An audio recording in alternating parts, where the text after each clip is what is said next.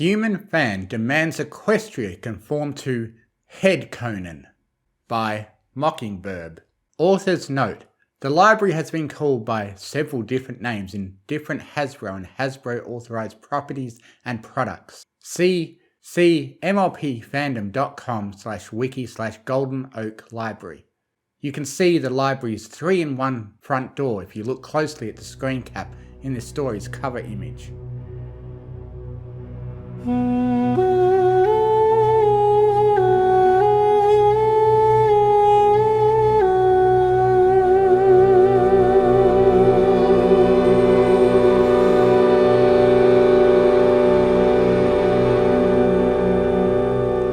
Ponyville's resident human knocked on a door set into a tree. "Yoo-hoo!" he said. "Any pony here?" A minute later, the bottom left and bottom right portions of the door opened. "Sorry," a little dragon said, looking up at the human's face. "I'm short. I can't reach the latch or doorknob for the upper door. And that's another thing." The human said. "What, you don't like that I'm short? Maybe I don't like it either.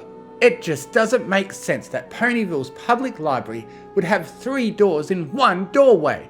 What's the point?" "I don't know," Spike shrugged. "I didn't do it. The library was this way when Twilight and I moved in." "But why would any pony have built the Golden Oak Library this way?" "Golden Oaks?" Spike said. "What?" "Golden Oaks, plural." "But it's just one tree. How can—" "Oh, forget it."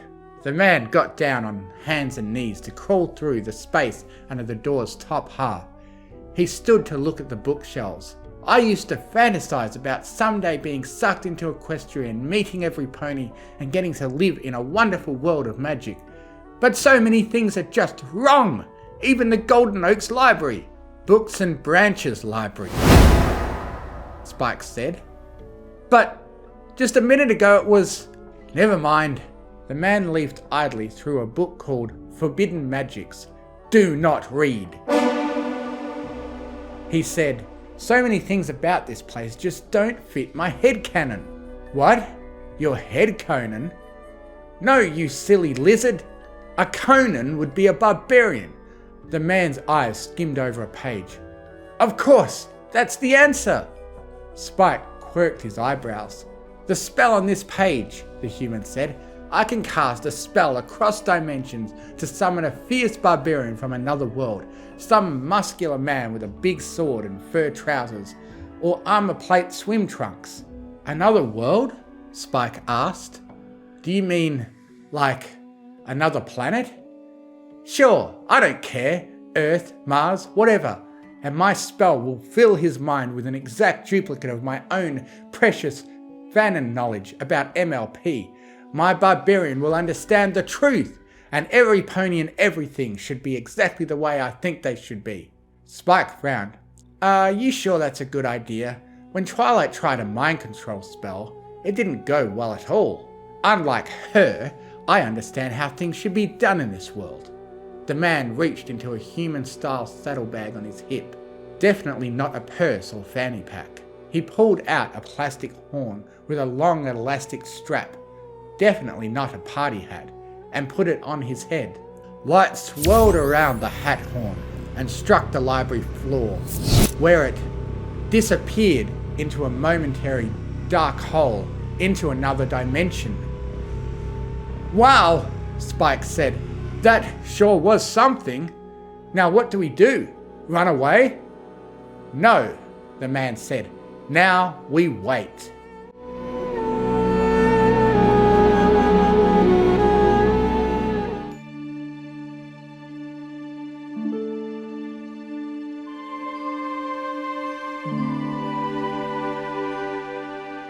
Later that morning, the man had returned to Fluttershy's new animal menagerie and sanctuary, where he lazed about receiving free room and board for being some kind of weird new animal never before known to pony science. He was sitting in a lawn chair on the grass outside her cottage, reading a comic book, when Fluttershy came running. She said, "It's terrible. There's another one of you, I think. Maybe." She blinked. "Or maybe it isn't one of you. I can't really tell." The man sighed. Is it in town? Fluttershy nodded.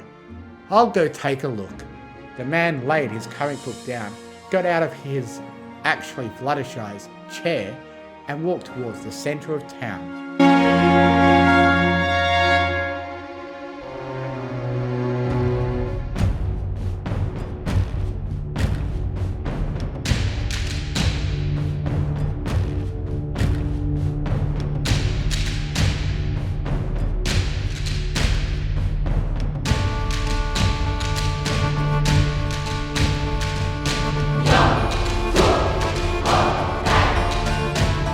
This is wonderful, he said. A genuine human barbarian. Look at that precise sword work and those high quality steel plate short pants. Is that what he's wearing? Fluttershy said from somewhere further back. Of course.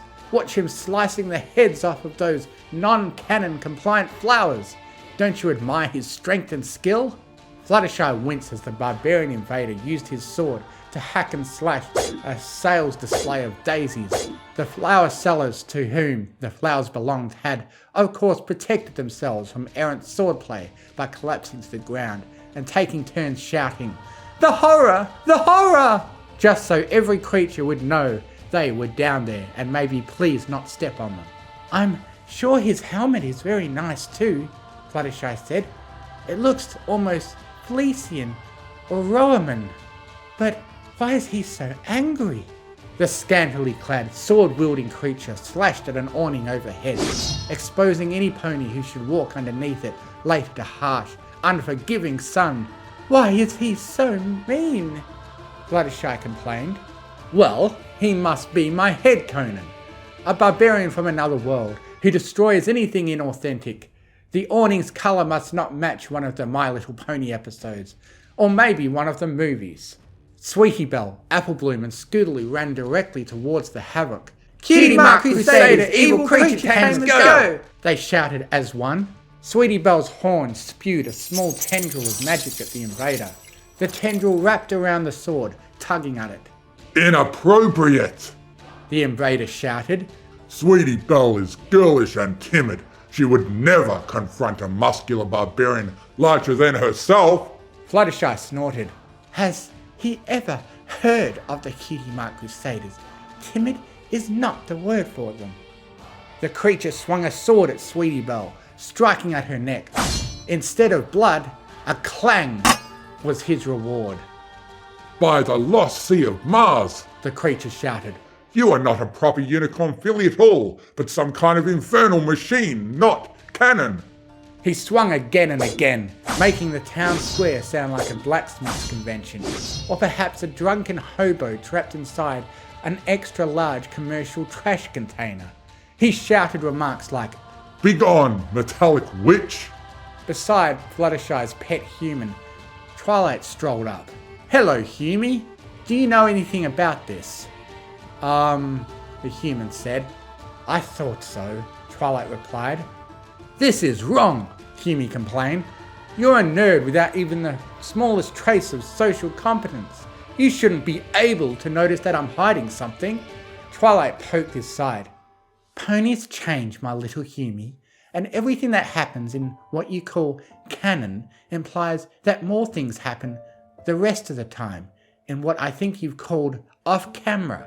Otherwise, between the times you call episodes, every pony would starve to death, or freeze, or just die of boredom or something like that." "But how do you excuse Sweetie Belle being swordproof? That is not appropriate at all!" Twilight snorted. "And a human walking around Ponyville is appropriate? Look at yourself, Humie. What possible excuse do you have for being here?" "Megan, G1. Megan provides a precedent which justifies my being here too. Your name is not Megan. Your being here can only mean one thing, Humie. Don't you know that?" The man glared at his little purple interrogator. Twilight answered her own question. "This world is AU, alternate universe, not what you call the original Atoll." "No!" the man shouted at the heavens. "Not an AU! No! No, no, no, no, no, no, no, no! Ah!" A fate worse than death! Twilight chuckled. With one hoosh she pointed at the swordsman, whose helmet had now slipped forward under a Pegasus barrage of stones from above, blocking his vision as he swung and chopped at nothing. Twilight shouted at the sword-wielding invader. Hey, you with the sword, over here! There's a human in Equestria! That can't be right, can it? Straighten your helmet so you can see, and take a look! The new arrival reached up with one hand to strengthen his helmet. You! He shouted at the Humi. You do not belong here! Wait! Humi pleaded. You must not harm me. I cast a spell that brought you here and gave you your special abilities.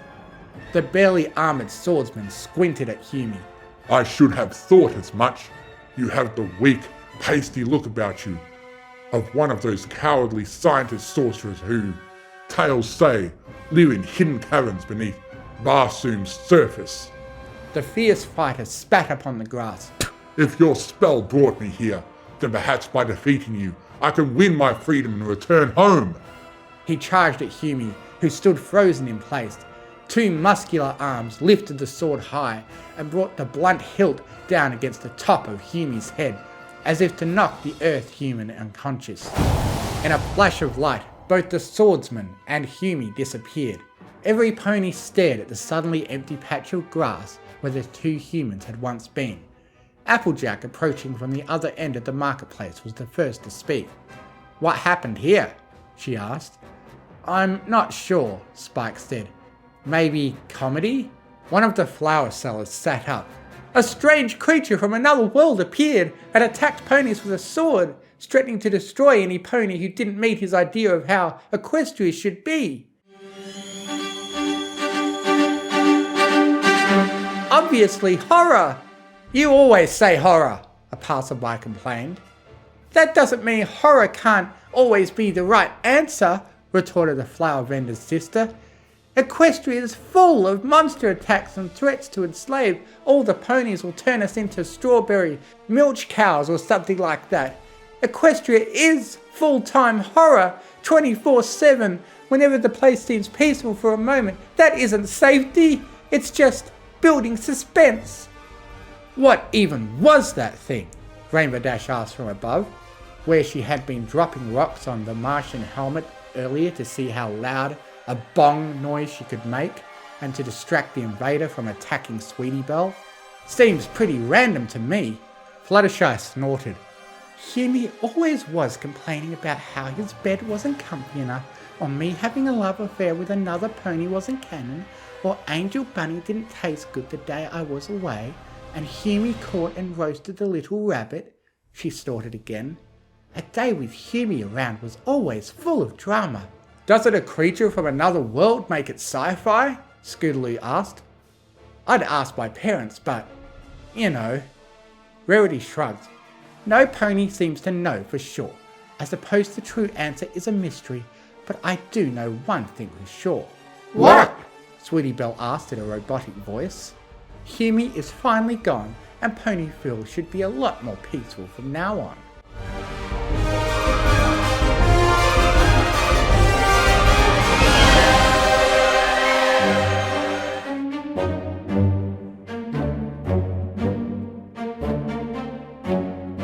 What do you mean you don't have any My Little Pony props? Humi complained. I want to go back there and get vengeance against my enemies who let a Martian swordsman hit me on the head. Also, I never found out how the latest Power Ponies issue ends. A gloved salesperson said from under a black hooded cloak, I'm all out. I suppose I could charge you a high price for a hairbrush and tell you to go brush yourself, but you wouldn't like where it would really send you to. Where would it send me to? Ever heard of She-Ra? Have I?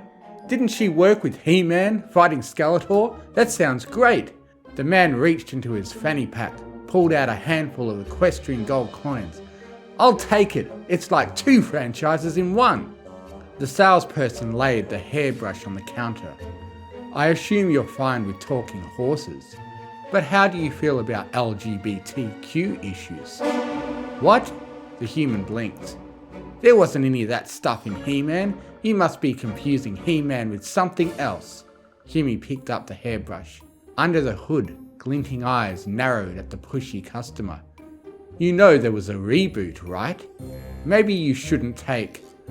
that was Netflix only. It doesn't count.